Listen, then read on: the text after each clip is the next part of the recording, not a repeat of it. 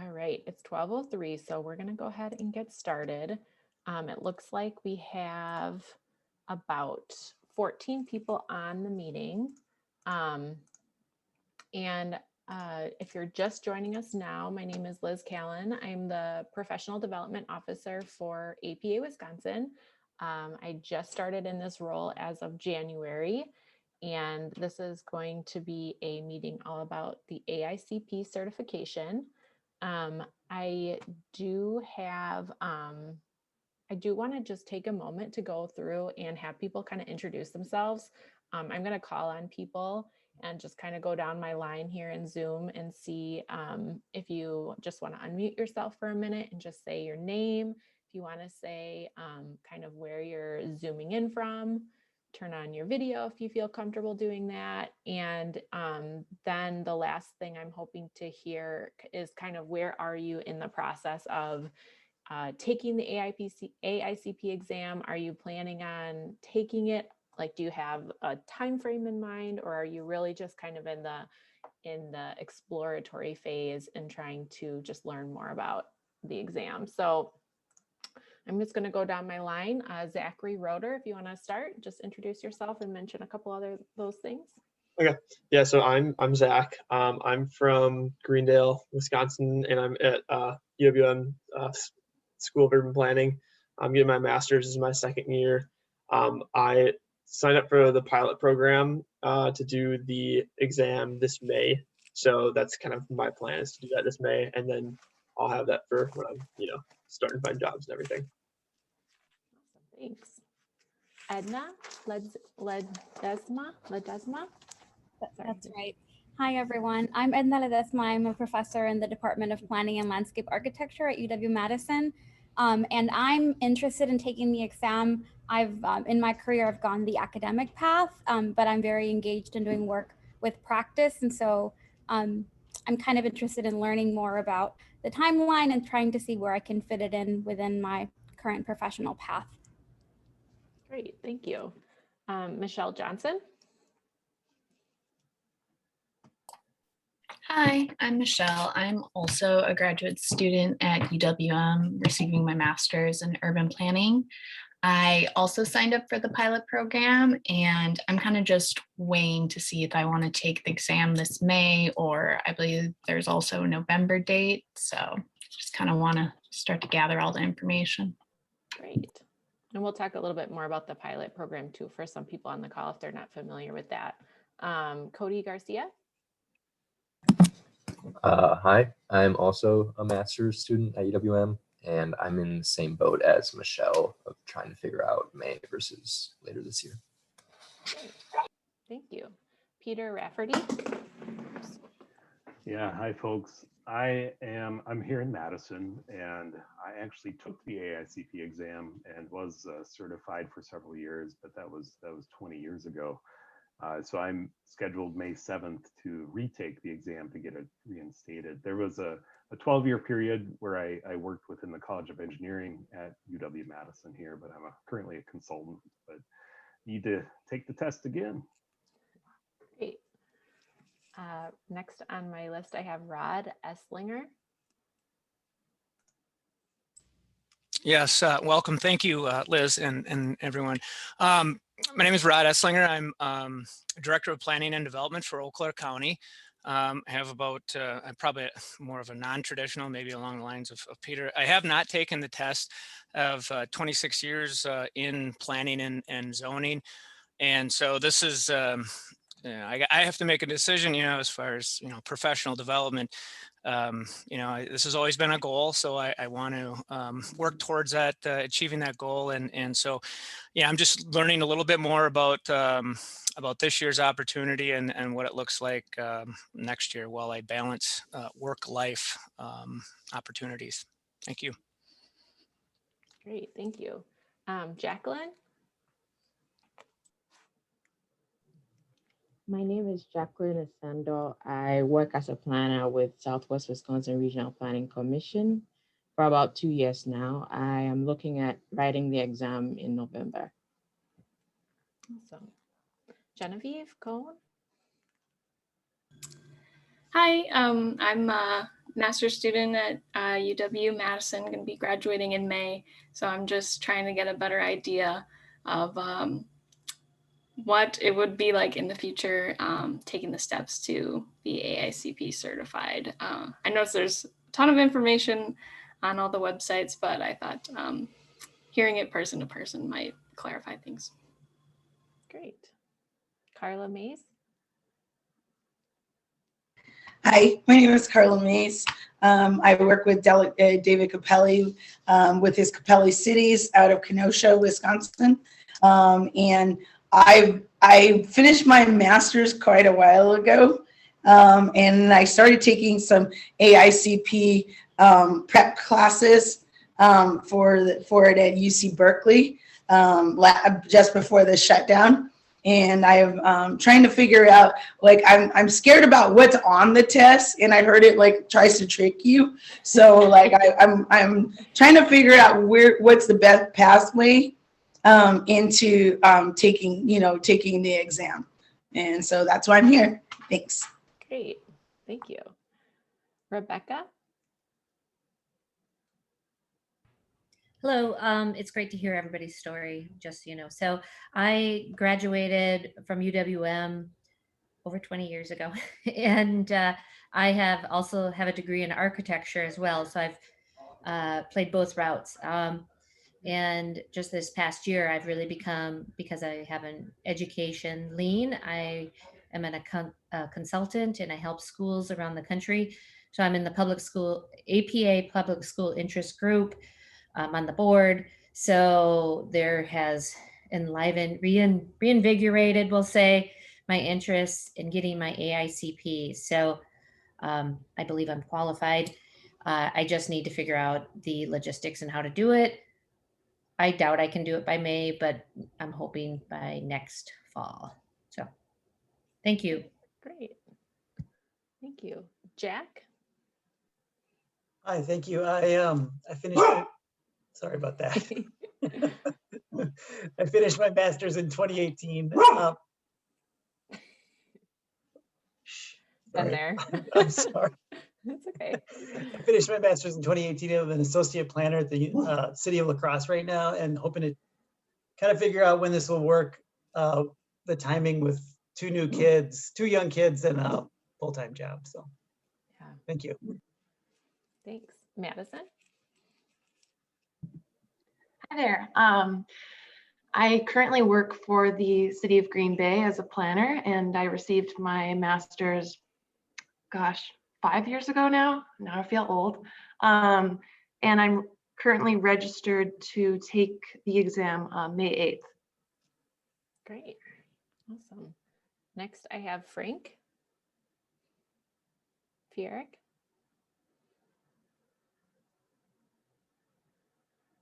Maybe he's just listening at the moment.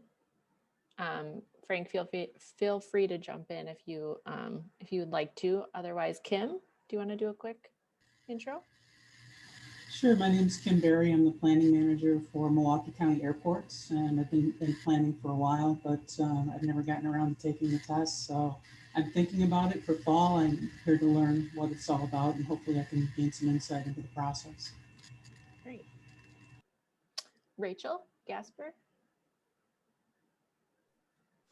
Hi, I'm Rachel. I am a recent graduate from the UW-Madison planning program, and I'm just here to kind of learn more about what the next steps would be if I want to pursue my certification, and just kind of what information is available. All right, thank you. And then Jeff. Oh, and it looks like I have one more person here coming in. Hi, my name is Jeff Cuso. I am a community planner with Cedar Corporation out of their Green Bay office. Received my bachelor's in planning from University of Wisconsin-Stevens Point. I worked for the town of Rib Mountain as a zoning administrator, and then also Door County as a zoning administrator. And I'm just looking for some initial information on the AICP exam and possibly taking it in the fall or early next year. Great. And then Megan, do you want to do a quick intro? We're just introducing ourselves, kind of if you want to say where you're from, or what you do for your job, and then where you are in kind of the process of the AICP exam. Great. Hi, everyone. I'm Megan McBride. I'm the Director of Planning and Development for the city of Ashland, Wisconsin. And I am just starting to look into the AICP exam. I've been working here for a couple of years, but I'm starting to look at maybe wanting to relocate in the next 2 to 3 years. So I'd really like to get more information and see if taking the exam would be a good choice for me. Thanks. Great. All right, well, I'm going to go ahead and get started. I do have kind of a PowerPoint presentation I'm going to go through. I'll be honest, it's a little dry. I'm going to try to get through it in about 15 minutes or so, but I mean, the purpose is really to give you all the information you need so you know what to do if you want to move forward with this. Frank, we have a intro from him. So Frank works at SewerPAC. He and I both work at the Southeastern Wisconsin Regional Planning Commission. And he's been here for about 20 years, and he's looking into possibly taking the exam in the fall. But as far as today's kind of meeting, we're going to go through that presentation. A lot of the information, actually, I think all of the information I'm going to share with you is on the AICP website, but it's I think kind of nice to have someone just walk through it, because even though they have done a lot with the website in the last year or so with putting a lot more comprehensive information up there, it is just, again, kind of nice to have that walkthrough. But then at the end, we'll have plenty of time left for questions and any discussion. And then, as you probably know from the email that went out related to this meeting, is next week, same time on Thursday, I'm going to do another session on AICP, but it's going to be kind of a continuation of this, where I'm going to talk a lot more about the process of the test itself, and sort of what's in the test and where some good study resources are. And I'm going to have a study plan, kind of like a template that you can sort of use to get yourself started. And also I will share, or I will give kind of people an opportunity to kind of, if they would like to form any kind of study group. So that's going to be next week. But I just wanted to kind of give that teaser. But for now, we are going to go through just really all about the exam itself. So you should all be seeing my screen right now with a Get Certified About AICP Certification. Feel free to type in the chat if you have questions during the presentation, or we'll have plenty of time at the end. I'm just not actually used to being on the organizing side, so I just want to make sure that I can see everybody. There we go.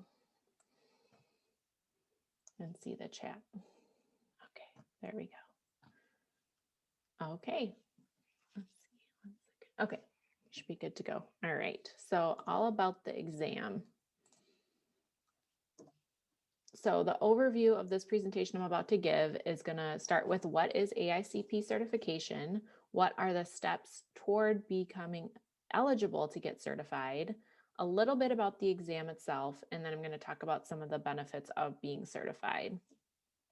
So it sounds like everybody here pretty much knows what AICP certification is, but it is the only nationwide independent verification of planners' qualifications. It's kind of overseen by the American Planning Association, and there are education experience requirements in order to be eligible to take the exam. And then you also have continuing education requirements to maintain your certification. And then also, as part of getting certified, you will sign a code of ethics. And that's something that you're basically agreeing to uphold in order to keep your AICP certification. So these are sort of the 4 steps toward getting that certification. And this is something that has changed a little bit in recent years. And they've also had this, the pilot program that a few people mentioned, which kind of changes up this order a little bit. So I'm going to talk about that separately. But sort of the traditional steps are to get educated, which can mean a lot of different things. And I'm going to talk about that, and get some planning experience. And the number of years that you need depends on what your education requirements are. And again, I'm going to talk about that.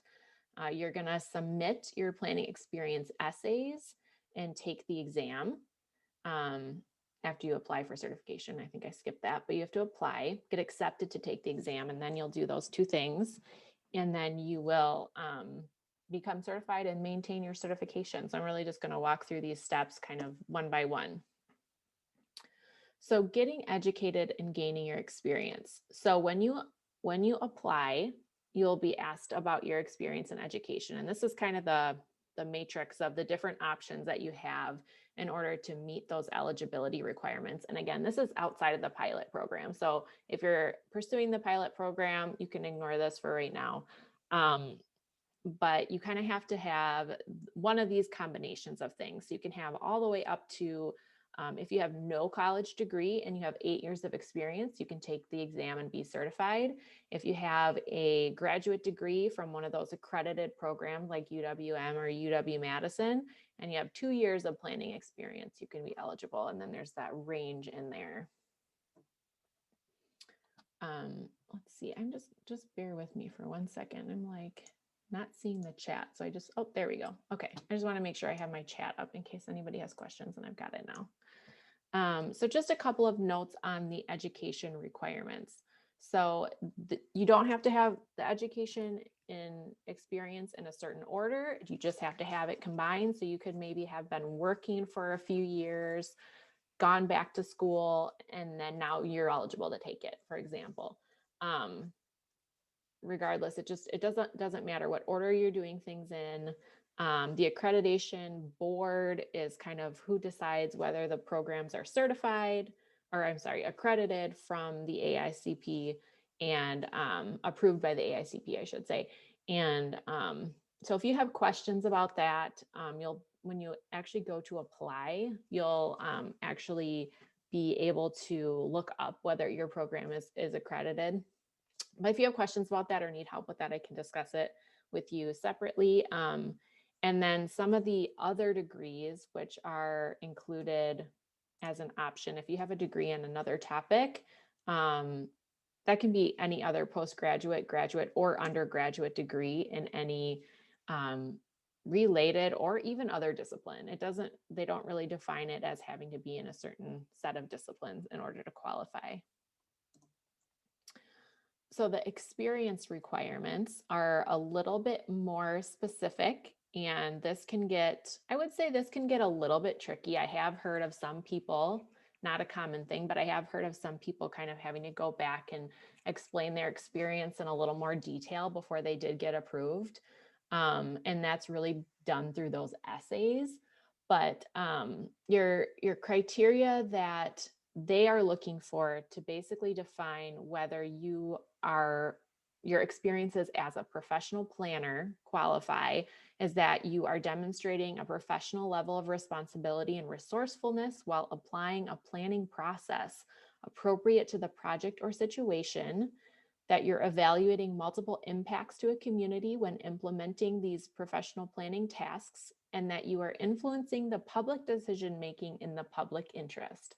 So there are a number of planning adjacent professions that in some ways touch planning, maybe an advocacy organization, maybe working as a consultant to a planning firm, but you're doing something a little bit different, focused on just maybe one very specific piece of that work. Maybe if you're very focused on, like, say, data analysis or something, and you're really not performing planning tasks, that might be something that would make it that your experience might not qualify. And then elected and appointed officials are also different, or community stakeholders, whether it's a paid or unpaid position as a community stakeholder. So they're really just looking for these very specific planning focused roles. And then as part of the application, you're going to verify your education and employment history. And for your education verification, they do ask for, I believe they've actually changed it recently. They don't require you to have your fully sealed transcript, but there's different ways that you can qualify for that, to verify your education and your employment history. And then you're going to bring your APA membership up to date. So you don't have to be an APA member to join this call or next week's call, but you do have to be an APA member to apply for certification, and you have to be an APA member to continue your certification. So every year that you're certified, you do have to be an APA member. So that is something to consider, and there is a cost associated with that. You are going to be required to read and verify the code of ethics, and then there is just a $70 application fee. So once you apply for certification, this is something that has changed within the last few years. In the past, you had to submit your planning experience essays with your application, and those are basically essays that are verifying your experience. And there's 3 different questions that they ask, and it's really just talking about what what in your job has essentially qualified you to have this experience, or what have you done. And you're basically providing examples, but they do really want you to focus on your role as a planner in those examples. But I'll get to that in a little bit more detail as well. But you can either submit your essays first, or you can actually now take your certification exam first and then submit your essays later. So I'm not really clear on necessarily a benefit of doing it one way or the other. I think it's something where I think, either way, you have to do both of these things. So if you submit your planning experience essays and they don't get approved for some reason, but you go through the process of taking your exam, you can rewrite your essays and resubmit them. Or if you learn that for some reason, your essays aren't, your experience doesn't qualify, you're kind of getting your experience verified in the application process. So I think at that point, it's really a matter of just figuring out how to really respond to the essays in a way that meet the criteria. So that shouldn't really necessarily be a problem, I don't believe. But yeah, you can do it in either order, and you just have to do them both before you will become AICP certified. I think one benefit of doing it this way is if you do end up having the essays get returned for further, maybe you need to rewrite something differently, you don't necessarily have to delay taking the exam. So you can still move forward with taking the exam and then maybe come back later and fix your essays if you need to. So a little bit more on those essays. So I actually don't have the questions on here, which I should have done that, but there is some guidance on the APA website that really does talk about the experience essays. And they have actually 2 things. They have additional tips and guidance, and then they have a guidance document. But they are about 250 to 500 words in length, so relatively short. Again, you're verifying your professional experience. It must be unique and aligned with the respective criterion. And then you are supposed to have it you have to have it self-contained and self-explanatory. So not being dependent on something that you provided in another essay question or something that you provided in your application. I think this is one of those things where you'll want to have somebody review your essays for you. You don't want to spend time submitting these and spend money submitting these and not have them, get accepted. So I definitely recommend having people read it. I'm happy to help with that if that's something that you need someone to look at. If you can have someone who's gone through the process read them, and just to kind of have that eye on some of the very planning specific questions that they're looking for. So I'll give a couple examples that I think might be helpful. So there's questions about, again, I should have had the questions up here, but I know that there's a question that talks about explain kind of a project that you've gone through that you're using the planning process. So they're really looking for you to explain how you used the sort of traditional planning process and working in a planning role, ideally in something related to the public interest. So they want you to kind of think about the external stakeholders in a community. They want you to talk about how you looked at things from multiple different perspectives regarding those stakeholders. Again, the questions will kind of outline this a little bit more, but I think my tip is really just to try to think from that lens. And sometimes it requires kind of really stepping back out of your role and what you might have done technically or logistically on a project and thinking about more kind of conceptually how that worked. So I've known people that have gotten their essays not gotten their essays approved because I think they focused a little bit too much on sort of the technical aspect of the job or how they worked through a process, like a project management process, but they didn't talk enough about how external stakeholders were considered or how they looked at multiple different points of the public interest or something like that. So you kind of have to shape it in that way. And then after you, or you can do it, in either order, you can do the essays first or take the exam. But when you're ready to take the exam, when your application is approved, you'll go on, you'll register for the exam. Registration is open for the May 2021 exam, which some of you, it sounds like, are registered for already.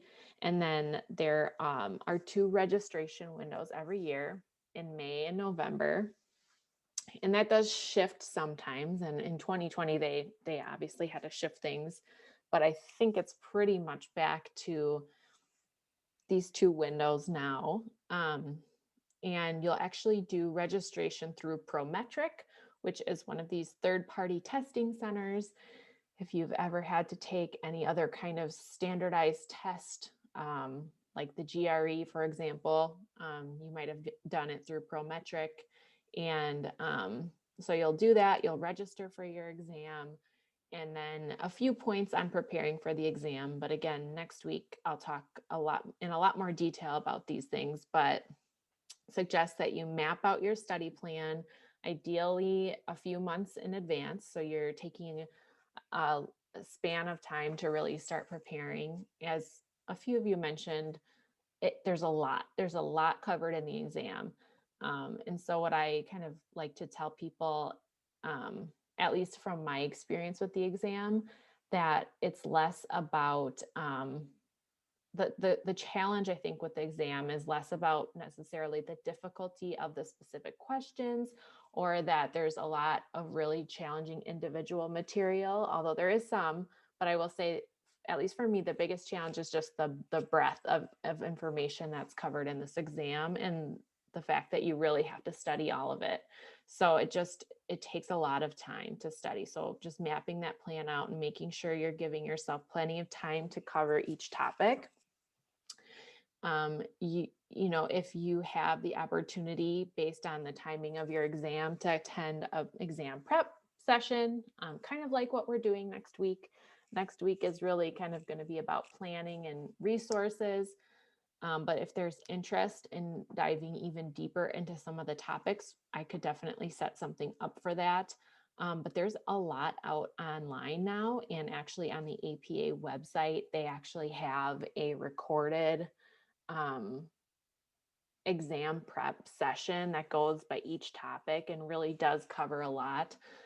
So that's one that I would highly recommend looking at. And there's also just a lot of other online resources available where there's professionals that are really experts on each topic, really diving deep into some of the content. A lot of good stuff on YouTube, and I'm going to share that next week, and I'll make that also available for people on the APA Wisconsin website if you can attend next week. But then also familiarize yourself with taking the exam. So practice taking the exam, go through the process just like you would for any other test like this. I'm just seeing a question in the chat, so I can respond to this right now as well. But are the prep resources available if you're not registered for an exam yet? So all of the prep resources that I recommend are free and they're on the internet already. So yes, so they're all out there. So you can really go in there and get a look at what's out there, and you can get a feel for some of the topics. I'll go into this again more next week, but at least in the past, there were several different options to pay for a test prep session, and APA actually had one that they discontinued. From my personal experience of someone who purchased one of those, I don't recommend those. There is very, very high quality information out on the internet for free, and I can help point people to those. But I don't recommend paying for a prep program or training, just because there's enough out there to get you the same level of information, really, truly. So the fees. So this is something that obviously, if you're really just starting to consider taking the exam, is as a factor. Your application fee is $70. You're going to pay a fee to submit those 3 essays. Again, depending on if you do it before you take the exam or after you take the exam, the fee is the same.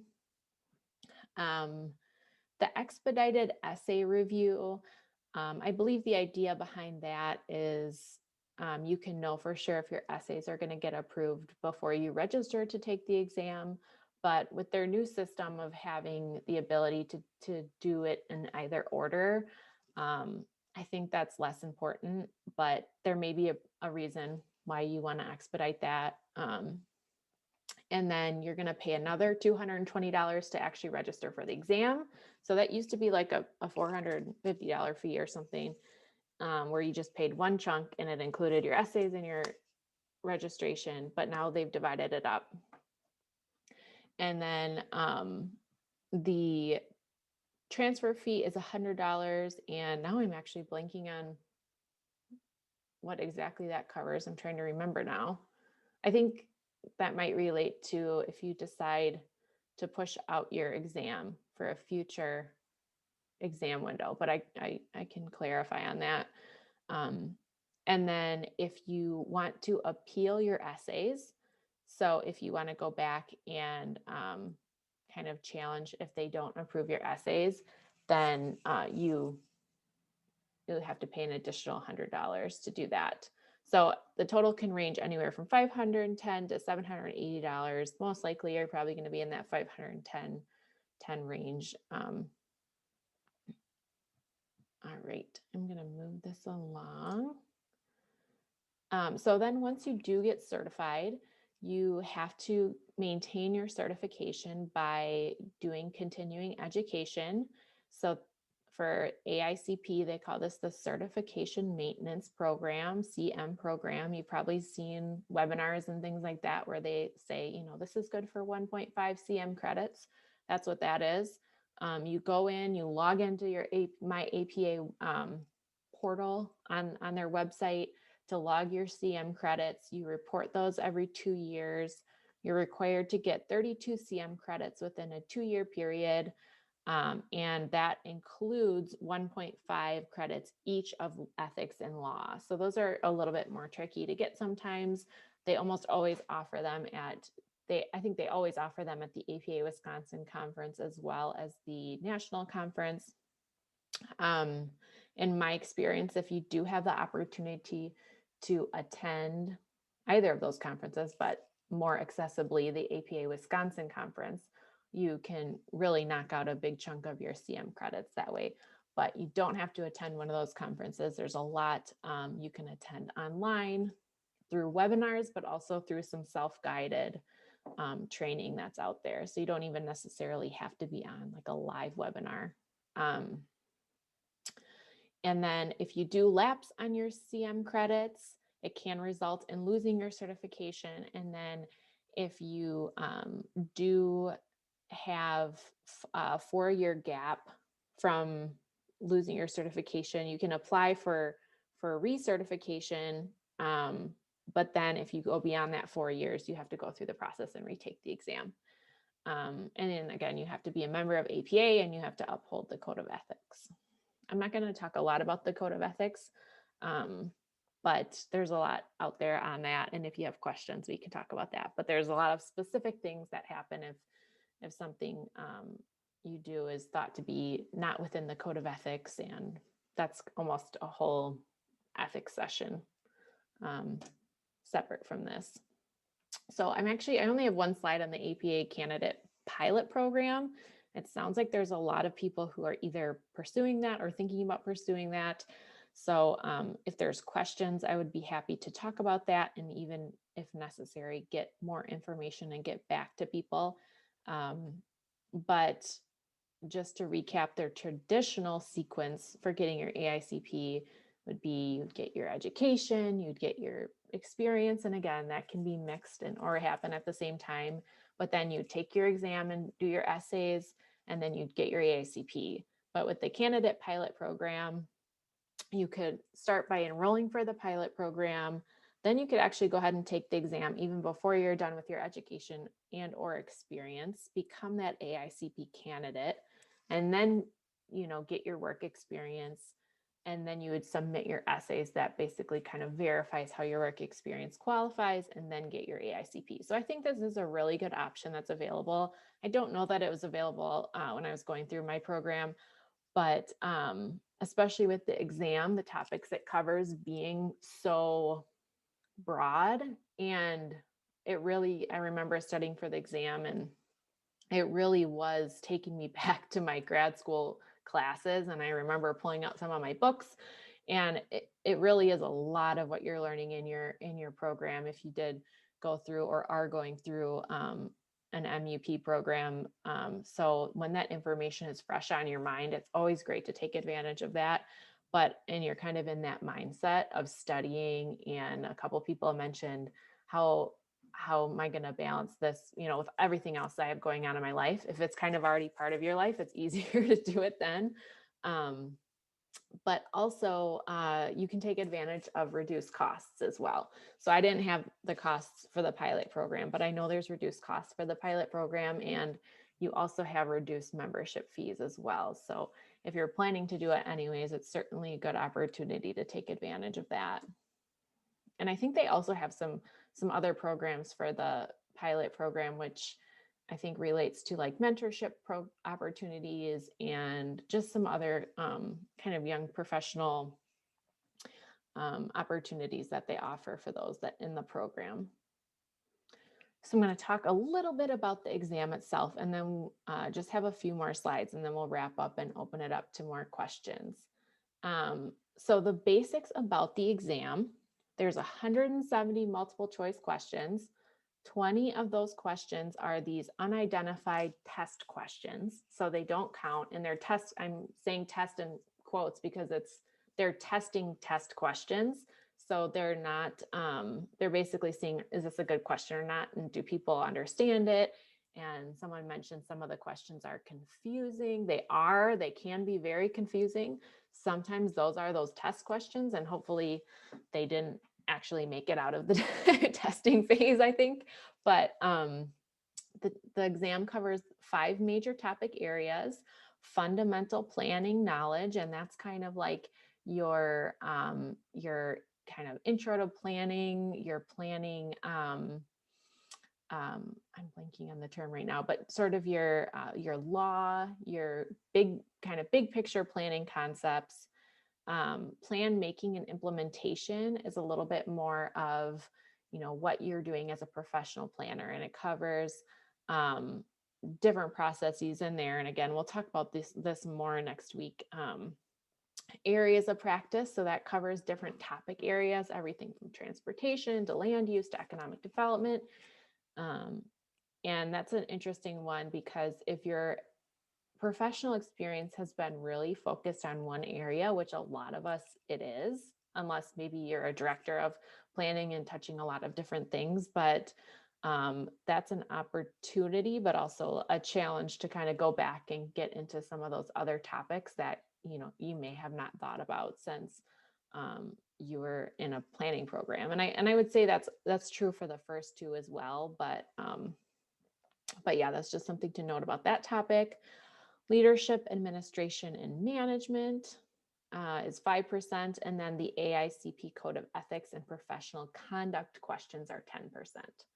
And in those, they actually do ask you kind of scenarios and how you'd respond.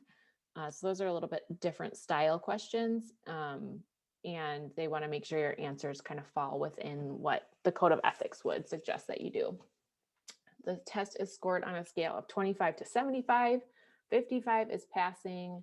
You do find out your score right away after you take the exam, right at the Prometric Center, and then you'll get an email with more detailed results after. And then you take the exam within a 3.5 hour time limit.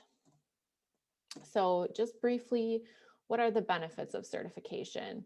So you're all probably here because you think there might be some benefit, but kind of the obvious is that you're demonstrating your expertise. You get that AICP after your name. There has been some research that APA has done that has shown that AICP certified planners actually do earn more than non-certified planners. It can help you, again, just stand out in that job search on your resume, on your LinkedIn profile, shows your commitment to planning and to the different aspects of, the Code of Ethics and things like that. But I think two other really important pieces, other than kind of, I don't know, the on paper reasons, is it is really a good opportunity to go back and refresh your skills on planning, and sort of, for me at least, it was a good experience to renew my kind of excitement about planning and remember why I wanted to get into this field to start with, because there are so many interesting things that you go back and review when you're studying, and kind of, again, sort of like the why is planning important? Why do we do this job kind of thing?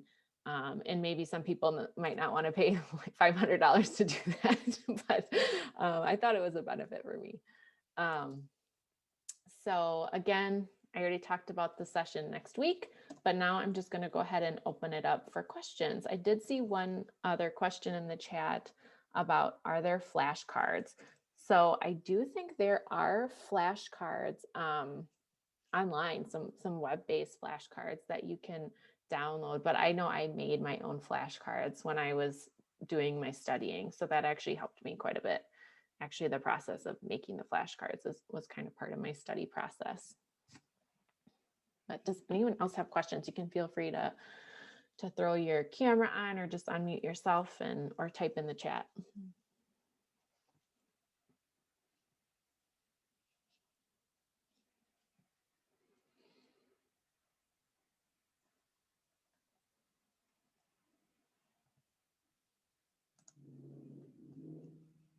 And I did get a couple questions in email before the meeting started. I will make this presentation or this recording available, but also the PDF of the presentation available. I can email it out to everybody, but I will also have it posted on the APA Wisconsin website, so it sort of lives there.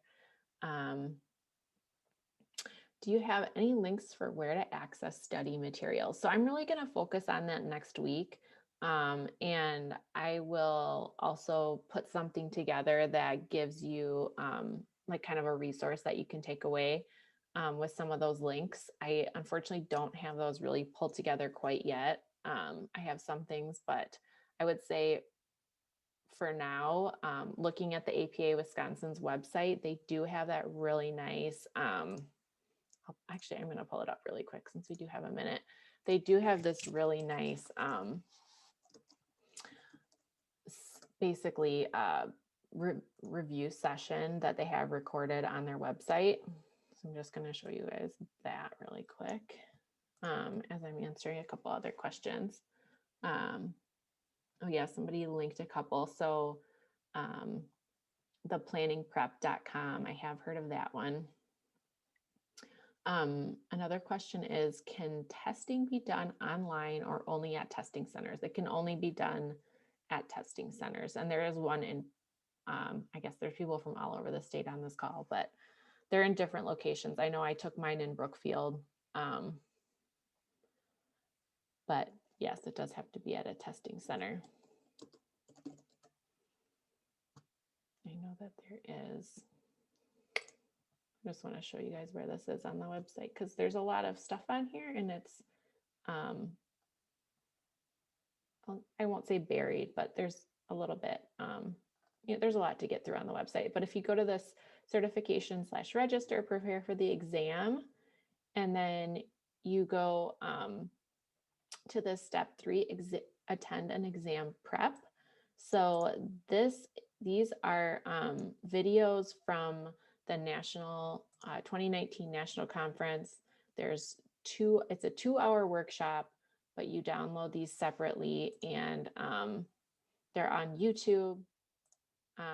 And I would suggest starting there. So I'll put that link in the chat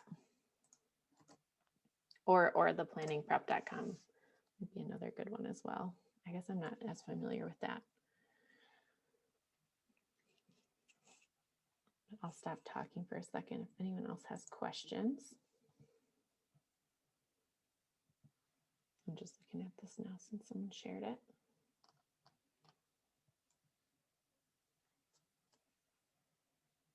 Yeah, so I do think I remember planningprep.com that has a lot of practice exams. So this is a good opportunity for that.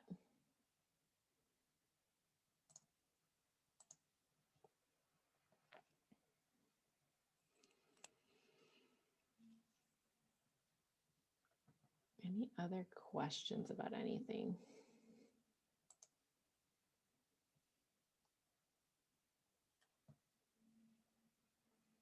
All right, well, if there aren't any other questions, we'll wrap up. But I believe you all should have my contact information if you have questions come up, but I will share, I'll share this presentation and the recording with everyone who's on the call, and hopefully you will join next week, and I will be able to share some resources that you can take and use them to start studying if you want to decide to move forward. All right, thanks everybody. Thank you. Liz, good stuff. See you next week. Sounds good.